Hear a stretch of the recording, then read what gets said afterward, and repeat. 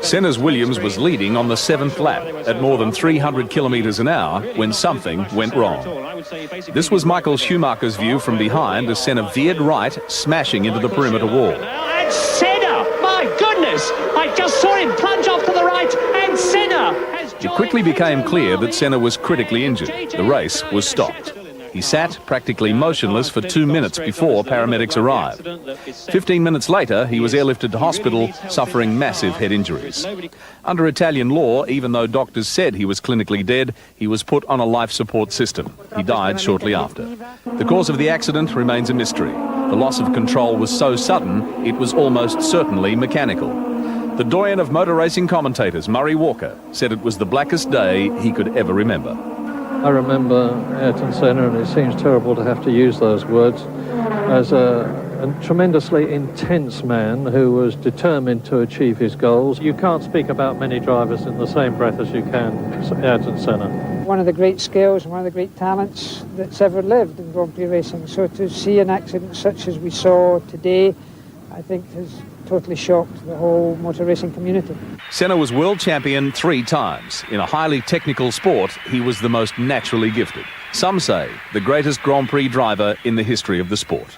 I think every Grand Prix driver would agree with me in saying that if we had to nominate the driver least likely to have something like that happen, we'd have said Ayrton Senna.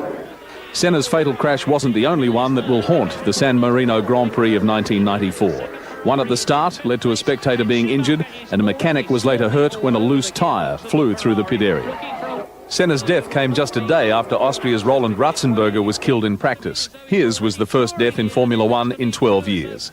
That came just a day after another spectacular crash at the circuit, which amazingly saw the driver escape with just a broken nose.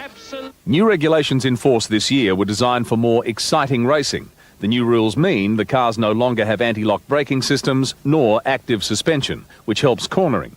Traction control computers have also been banned.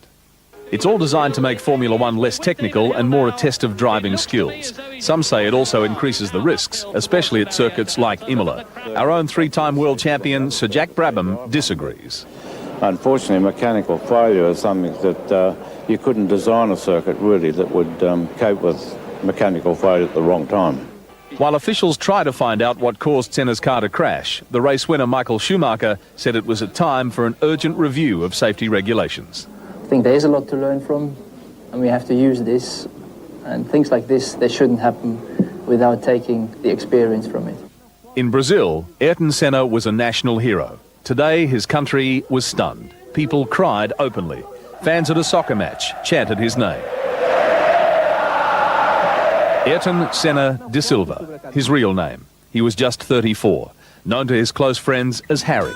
He once said, "Winning is like a drug. I cannot justify in any circumstances coming second or third." He'll be a hard act to follow.